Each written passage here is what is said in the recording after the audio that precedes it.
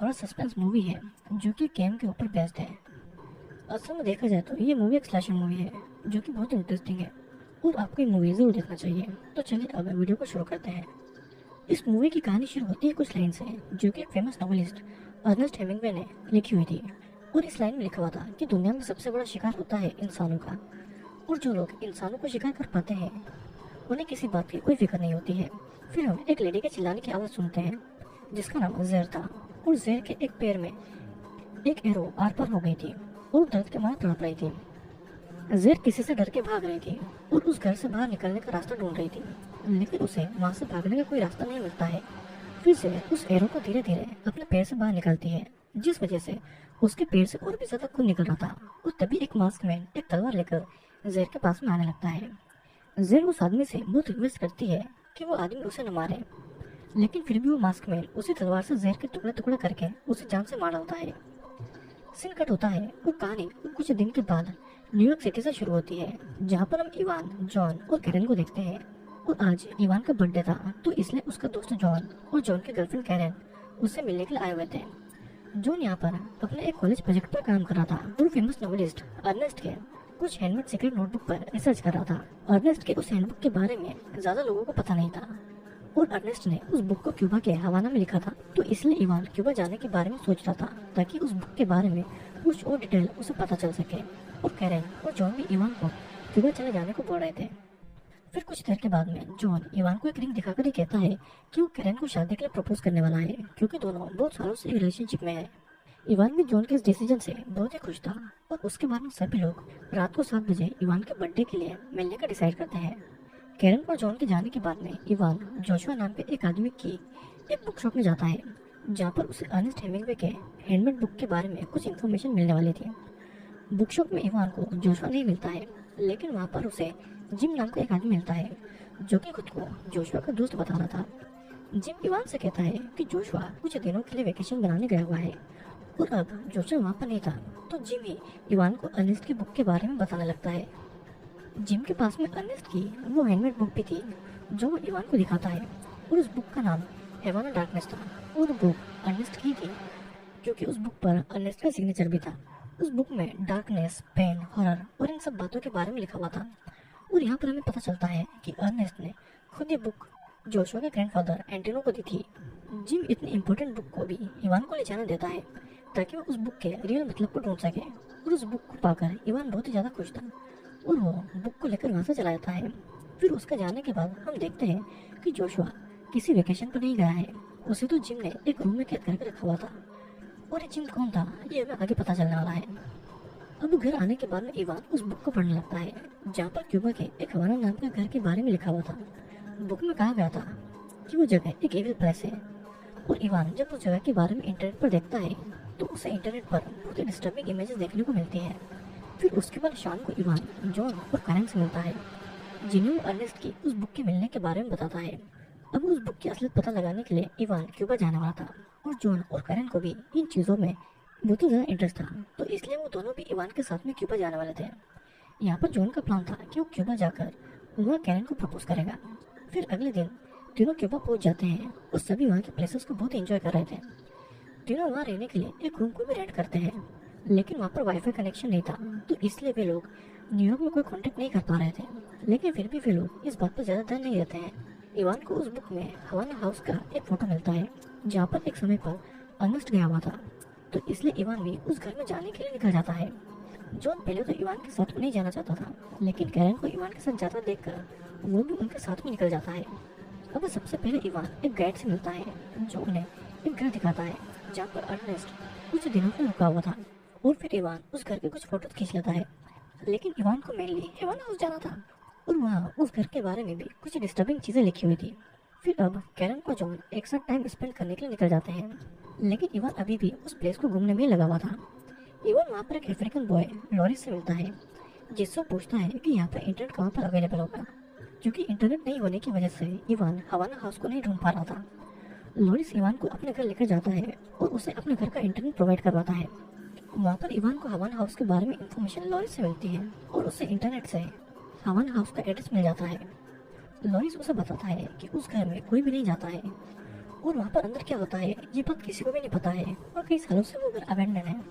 फिर कुछ देर के बाद में इवान हवाला हाउस तक पहुंच जाता है और वहाँ के फोटो लेने लगता है, लेकिन वो उस समय घर के अंदर नहीं जाता है। फिर वो घर का दरवाजा खोलने की कोशिश करता है, लेकिन वो उसे नहीं खुलता है। और यहाँ पर हम देख पाते हैं कि कोई पर्सन घर के अंदर से इवान को देख रहा है और वो पर्सन इवान को हर जगह फॉलो भी कर रहा था। इवान तो उस पर्सन को नोटिस भी नहीं करता है। फिर रात को जब इवान अपने रूम में आता है तो देखता है कि पास के अपार्टमेंट में कोई एक पर्सन उसको देख रहा है। फिर इवान की नज़र उस पर पड़ते ही वो पर्सन वहाँ से चला जाता है और तब इवान भी इस बात पर ज़्यादा ध्यान नहीं देता है। अब अगले दिन इवान उस हवाला हाउस की हिस्ट्री के बारे में जॉन और कैरन को बताता है। वो हाउस 1958 से अबेंडन है क्योंकि पुलिस को वहाँ पर 5 लोगों की डेड बॉडी मिली थी जिनको बहुत ही ब्रुटली तरीके से मारा गया था। और इवान को लगता था कि अर्नेस्ट इसी बात का पता लगाते हुए उस हाउस में गया होगा।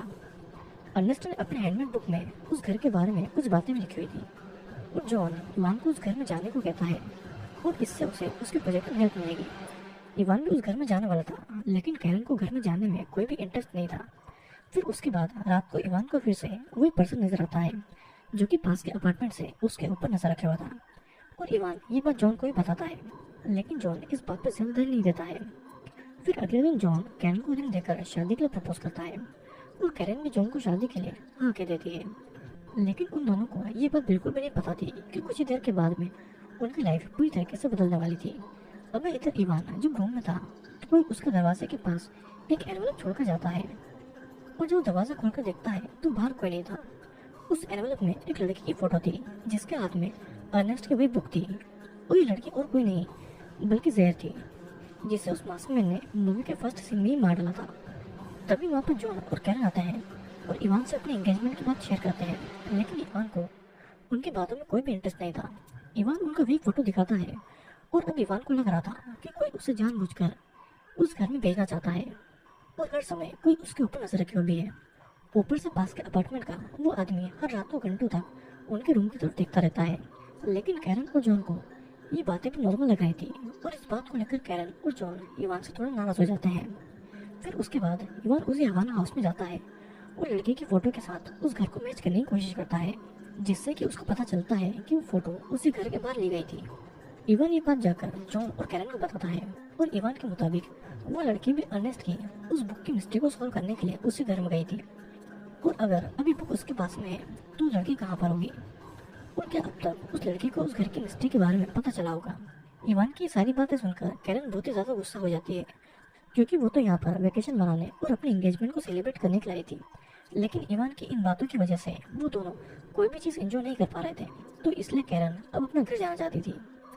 इवान भी अब उस हवाला हाउस में जाना चाहता था, तो इसलिए कैरन और जॉन उसके साथ में उस घर में चले जाते हैं ताकि एक बार से ही इवान के सारे डाउट क्लियर हो जाए और उसके बाद में वे लोग अपना वेकेशन एंजॉय करेंगे। इवान जब उस दिन आया था तो वहाँ का डोर लॉक था, लेकिन जॉन एक ही बार में डोर के लॉक को खोल देता है और उसके बाद तीनों घर को एक्सप्लोर करने लगते हैं। तीनों जब एक रूम के अंदर जाते हैं तो रूम का डोर अचानक अपने आप ही बंद हो जाता है। वो तीनों उस डोर को खोलने की बहुत कोशिश करते हैं, लेकिन वो डोर अब नहीं खुलता है, तो इसलिए तीनों उस घर से निकलने के लिए कोई और बाहर जाने का रास्ता ढूंढने लगते हैं। तभी उनको एक दीवार पर अर्नेस्ट की वही लाइन लिखी दिखाई देती है और ये लाइन वही थी जिसे हमने मूवी के पहले सीन में देखा था। इवान इस बात से हैरान था कि वहाँ पर वो लाइन कैसे लिखी हुई है। अब अचानक वहाँ की लाइट ऑफ होकर अपने आप ऑन भी हो जाती है, जो बात उन्हें बहुत अच्छी लगती है। फिर एक एक करके फिर से लाइट ऑफ होने लगती है और उन्हें वहाँ पर कुछ साइन मिलते हैं जो कि उन्हें किसी तरफ जाने को बोल रहे थे। फिर तीनों उन्हें साइन को फॉलो करके एक रूम तक आ जाते हैं। कैरन और जॉन उस रूम में घुस जाते हैं और इवान उस रूम के बाहर रुकता है। फिर अचानक रूम का डोर लॉक हो जाता है और लाइट भी ऑफ हो जाती है। जॉन और कैरन डोर को खोलने के लिए इवान से हेल्प मांग रहे थे, लेकिन इवान भी उस डोर को नहीं खोल पा रहा था। अब अचानक रूम की लाइट ऑन हो जाती है और अंदर जॉन और कैरन को कुछ मास्क किलर दिखाई देते हैं जिनके हाथों में हथियार थे। और तभी वहाँ पर लगे हुए स्पीकर से एक अनाउंसमेंट होती है। अनाउंसमेंट करने वाला आदमी उन्हें कहता है कि उनके पास में 60 सेकंड है वहाँ से अपनी जान बचाने के लिए, और अगर वे नहीं भाग पाए तो वे लोग उनका शिकार बन जाएंगे। उसी समय रूम के अंदर का एक डोर खुलता है जहाँ से कैरन और जॉन भागते हैं और सभी मास्क किलर उन तीनों को मारने के लिए उनके पीछे पड़ जाते हैं। इवान बाहर जाने का रास्ता ढूंढते हुए एक रूम तक आ गया था जहाँ पर एक वेंटिलेशन था। फिर अचानक एक ट्रैप इवान की बॉडी के ऊपर आकर गिर जाता है, जिससे कि वो थोड़ा जख्मी हो जाता है। तभी एक मास्क किलर इवान को मारने के लिए उसकी तरफ आने लगता है, लेकिन तब तक इवान ने खुद को स्टेप से छुड़ा लिया था और वो मास्क किलर से बचकर भागने लगा था। फिर इधर जॉन और कैरन जिस तरफ भी भाग रहे थे वहाँ पर उनको मास्क किलर मिल रहे थे और एक मास्क में जॉन के ऊपर क्रॉसबो भी चलाता है, जिसका एरो जॉन के पैरों के आर पार हो जाता है, जिस वजह से जॉन को भागने में बहुत ही तकलीफ हो रही थी। और अब कैरन जॉन को संभालती है और उसे अपने साथ में ले जाने लगती है। दूसरी तरफ इवान एक स्टोर रूम में छिपा हुआ था और वहाँ पर एक डेड बॉडी भी पड़ी हुई थी और एक मास्क मैन वहाँ पर आकर हर जगह तलवार चलाने लगता है ताकि अगर इवान वहाँ पर छुपा हुआ हो तो बाहर आ जाए। और अपनी जान बचाने के लिए इवान एक हील वाली सैंडल किलर के लेग में घुसाकर उस रूम से भाग जाता है। वो किलर थोड़ा जख्मी हो गया था, लेकिन वो खुद को संभाल कर फिर से इवान को मारने के लिए उसके पीछे पड़ जाता है।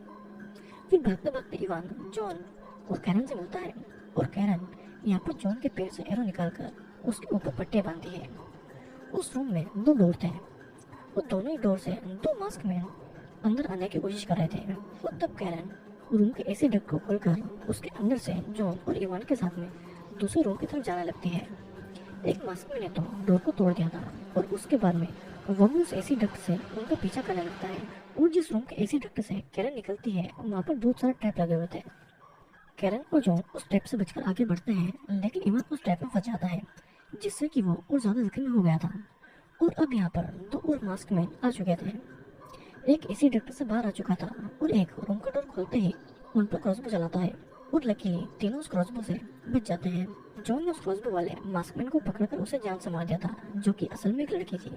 फिर दूसरा मास्कमैन ट्रैप में फंसे इवान को मारने वाला था, लेकिन जॉन ने उसके ऊपर क्रॉसबो पॉइंट कर रखी हुई थी, तो इसलिए वो किलर इवान को नहीं मारता है। जॉन उससे पूछता है कि वो ये सब क्यों कर रहा है, जिसके जवाब में किलर ये बोलता है कि उसको बस इस गेम को कंटिन्यू करना है। ये कहकर वो मास्कमैन इवान को मारने वाला था, लेकिन जॉन उसके ऊपर क्रॉसबो चलाकर उसे जान से मार डालता है। फिर उसके बाद में दोनों इवान को ट्रैप से निकालकर आगे बढ़ते हैं। फिर से वहाँ पर एक अनाउंसमेंट होती है जो कहती है कि जॉन और कैरन को जान से मार दो और गेम को खत्म करो। और ये वही आदमी था जो कि अपार्टमेंट से उनके ऊपर नजर रखे हुआ था। उस घर में भी वो पर्सन सीसीटीवी कैमरा से सभी के ऊपर नजर रखे हुआ था और वो उस गेम को कंट्रोल कर रहा था और किलर को ऑर्डर दे रहा था। साथ ही उस पर्सन के हाथ में हम उसी अर्नेस्ट की वो बुक को देख पाते हैं और यहाँ पर हम देखते हैं कि वो किलर मरा नहीं था, वो शेरों को अपनी बॉडी से निकालकर फिर से उन तीनों को मारने के लिए आगे बढ़ रहा था। इधर तीनों एक रूम में जाते हैं और उस रूम के अंदर पानी था। कैरन उस रूम के स्टेयर के ऊपर चढ़कर दूसरे डोर को ओपन करने की कोशिश कर रही थी। इवान को उसी पानी में छोड़कर डोर को खोलने के लिए जॉन भी स्टेयर के ऊपर चढ़ जाता है और तभी वही किलर आकर उस रूम का डोर लॉक कर देता है, क्योंकि उस रूम के पानी में इलेक्ट्रिक वायर थी और टाइमर खत्म होने पर पानी में करंट ऑन हो जाएगा। तो इसलिए इवान स्टेयर के ऊपर आने की कोशिश करता है, लेकिन उससे पहले टाइमर खत्म हो जाता है और इलेक्ट्रिक शॉक लगने की वजह से इवान की वहीं पर मौत हो जाती है। अब जॉन और कैरन रूम का दूसरा दरवाजा खोलकर वहां से आगे बढ़ते हैं और एक रूम तक आते हैं। उस रूम में लोगों के बॉडी पार्ट थे और उनकी स्किन भी लटकी हुई थी। वहाँ पर एक मास्क किलर आकर कैरन के ऊपर अटैक करने वाला था, लेकिन जॉन उस किलर को रोककर उससे लड़ाई करता है। कैरन में उस रूम में मिले हुए एक चाकू से उस किलर के ऊपर वार करती है और जॉन उस किलर का हथियार उसके ऊपर पॉइंट करके उसका मास्क हटा देता है और वो उससे उस जगह के बारे में पूछता है। किलर उनको बस यही कहता है कि वे लोग खुद ही अर्नेस्ट हेमिंग्वे की बुक को फॉलो करके इस गेम में घुसे हुए हैं और गेम से निकलने का कोई भी दूसरा रास्ता नहीं है। अनाउंसमेंट करने वाला पर्सन भी उनको बोल रहा था कि वहाँ से निकलना इम्पॉसिबल है और कैरन के कहने पर जॉन उस किलर को मारे बिना वहाँ से दूसरे रूम की तरफ चला जाता है। इसके बाद दोनों उसी बेसमेंट वाले रूम में आ गए थे जहाँ पर मूवी के पहले सीन में जेर को मारा गया था। इधर उसी जख्मी किलर के पास में दूसरा मास्क मैन आ जाता है और उस गेम में सभी मास्क मैन की आइडेंटिटी सीक्रेट थी, लेकिन इस मास्क मैन का फेस अब सबके सामने आ चुका था, तो इसलिए दूसरा मास्क मैन किलर उस किलर का गला काटकर उसे जान से मार डालता है। और मूवी का ये कॉन्सेप्ट बिल्कुल स्क्विड गेम जैसा ही था। दूसरी तरफ जॉन और कैरन जब उस बेसमेंट वाले रूम में थे तो वहाँ पर वही किलर आकर लड़ाई से पहले तो जॉन को मार डालता है, फिर कैरन के भी सर पर वार करके उसे बेहोश कर देता है। फिर कुछ देर के बाद में जब कैरन की आंखें खुलती है तो वो एक ऑपरेशन थिएटर जैसे रूम में खुद को बेड से बंधी पाती है। तभी वहाँ पर वही मास्क में आता है और वो एक हथियार उठाता है, जिससे कि वो कैरन के पैर को धीरे धीरे काटने लगता है, लेकिन बीच में ही वो रुक जाता है और एक बड़े से ब्लेड से कैरन के फेस पर कटवाने लगता है। और उसी समय कैरन ने अपने हाथों को छुड़ा लिया था, जिसके बाद में वो सामने बड़े हुए चाकू को उठाकर उस मास्कमैन के गले में घुसा देती है, लेकिन फिर भी वो मास्कमैन कैरन को मारने की कोशिश कर रहा था। तभी कैरन उसी चाकू को किलर की आंखों में घुसा देती है, जिससे कि वो किलर वहीं पर मारा जाता है। अब यहाँ पर हम कंट्रोल रूम में बैठे हुए उस पर्सन को देखते हैं जिसका नाम मोंटी था, जो कैरन की हिम्मत देखकर उससे बहुत ही इंप्रेस हो गया था। मोंटी की बातों से हमें पता चलता है कि गेम का मास्टरमाइंड कोई और है, और अर्नेस्ट की बुक को मोंटी 48 घंटों के बाद किसी और सिटी में भेजने वाला था, ताकि उस बुक के जरिए अगले टारगेट को फंसाकर उसे इस गेम में लाया जाए। अब गेम के तीनों मास्कमैन किलर मारे जा चुके थे और कैरन उसे बेसमेंट में आती है और उसे कहीं भी बाहर जाने का रास्ता नहीं मिलता है। उसे पता था कि कैमरा से उसके ऊपर नजर रखी जा रही थी, तो इसलिए किरण वहाँ पर मरने में नाटक करती है। और तब उसे देखने के लिए मोंटी वहाँ पर आता है। मोंटी किरण का गला काटने वाला था कि तभी किरण उठकर मोंटी के ऊपर वार करती है और उससे तलवार छीनकर उसी तलवार से मोंटी को जान से मार डालती है। फिर उसके बाद किसी तरह जैसे तैसा रास्ता ढूंढते हुए कैरन उस हवाना हाउस से बाहर आती है। सीन कट होता है और कुछ दिनों के बाद में कैरन की रिपोर्ट पर हवाना हाउस में पुलिस इन्वेस्टिगेशन करने आती है, लेकिन वहाँ पर पहले जैसा कुछ भी नहीं था। यहाँ तक कि वहाँ से जॉन, इवान, मास्कमैन और मोंटी की डेड बॉडी में गायब हो चुकी थी और कैरन की बातों पर कोई भी यकीन नहीं कर रहा था। कुछ दिनों के बाद कैरन अकेली न्यूयॉर्क वापस आ जाती है। अब उसने अपना सब कुछ खो दिया था, लेकिन फिर भी वो अपनी लाइफ को नॉर्मल करने की कोशिश कर रही थी। कुछ दिन ऐसे बीतते हैं और एक रात तो कैरन अपना घर में उन्हीं किलर के मास्क को देखती है, जिससे कि कैरन बहुत ही ज़्यादा डर जाती है। तभी उसके पास में जिम आता है, जो कि उसे गेम से जिंदा वापस निकलने के लिए कॉन्ग्रेचुलेट कर रहा था। लेकिन गेम के बारे में पुलिस को बताकर कैरन ने रूल तोड़ दिया था। जिम कैरन को 2 घंटे का टाइम देता है उनसे दूर भागने के लिए, नहीं तो वे लोग फिर से उसी गेम को शुरू कर देंगे। कैरन को समझ में आ गया था कि वो कितनी भी कोशिश कर ले, लेकिन उनसे दूर नहीं भाग पाएगी, क्योंकि गेम के लोग उसका पता लगा देंगे। फिर कैरन के सामने उस गेम की सारी डरावनी यादें आने लगती है और इसी के साथ में ये मूवी यहीं पर खत्म हो जाती है। तो दोस्तों, ये मूवी एक गेम के ऊपर बनी हुई है जिसमें शिकार इंसानों का होता है, और ये गेम एक फेमस नॉवेलिस्ट अर्नेस्ट हेमिंग्वे की बुक के ऊपर बनाया हुआ था। इस गेम का असली मास्टरमाइंड कौन था ये किसी को भी नहीं पता था, और जिस किसी को भी अर्नेस्ट हेमिंग्वे की वो हैंड रिटन बुक मिलती थी वो उस गेम में फंस जाता था। जैसे कि इवान हवाना हाउस को पता लगाने के लिए इस गेम में फंस गया। तो दोस्तों, मैं उम्मीद करता हूँ कि आपको ये मूवी पसंद आई होगी। वीडियो पसंद आए तो वीडियो को लाइक करने को शेयर जरूर करें। तो अब मैं आपसे मिलूंगा अगले वीडियो में।